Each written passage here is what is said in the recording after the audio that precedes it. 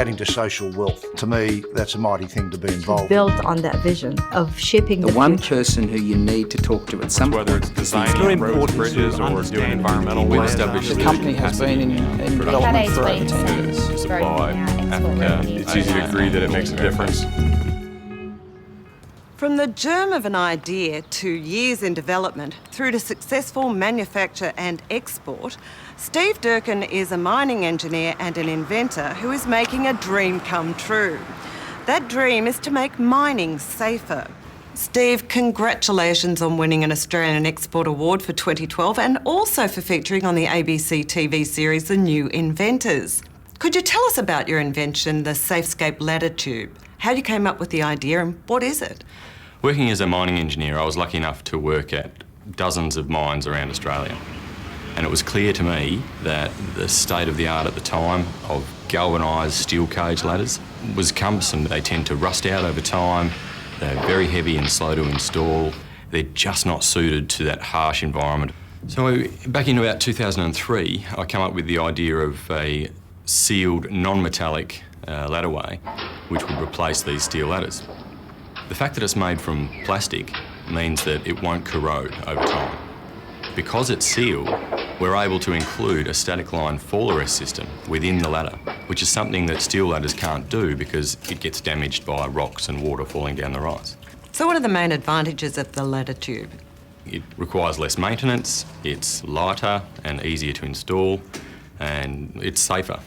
And how is the Laddertube used in an emergency? In an emergency, it's important that they be able to walk up to that ladder, and it might be 100 metres long or 200 metres long, and know that they can climb to the top of that safely. If you've got an injured person at the bottom of the ladder, the mines rescue team can rig up a system and pull that person straight out. The Laddertube is fully enclosed, not exposed to water, they're not exposed to rocks falling down the rise, and it's bright yellow. It's just a clean environment to be inside. It's one thing to have an idea, but you also decided to manufacture yourself.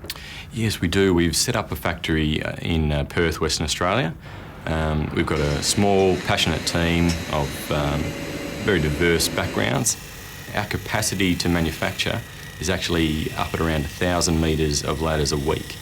Our first installation was in May of 2010 at the Fosterville Gold Mine in Victoria.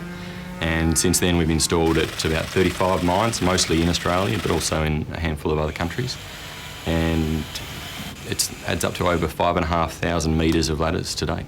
Do you see potential applications outside the mining industry? Well, I think so. Tunnelling is an obvious case, or sewerage, there's potential there. But really anywhere in industry where there's corrosion issues or heights issues where ladders can be used, tower cranes, chemical plants, these sorts of things. How does the cost of the Laddertube compare with a traditional steel ladder? It's comparable. The Laddertube is slightly cheaper than standard galvanised steel ladders.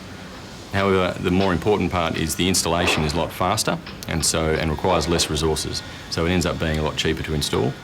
Also, there's much less maintenance required over time because it doesn't corrode and doesn't require replacement.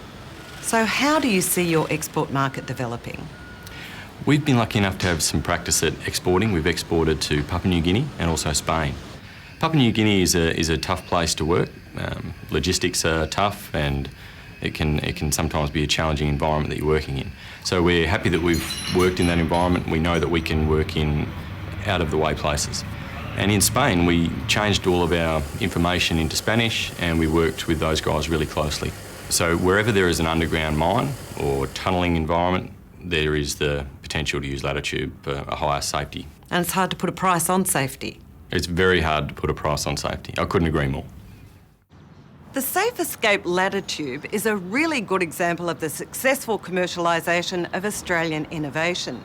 Safescape soon hopes to find partners overseas to help cope with the growing demand for the Laddertube. So Steve's Australian invention is well on track to saving lives and money in mines across the world.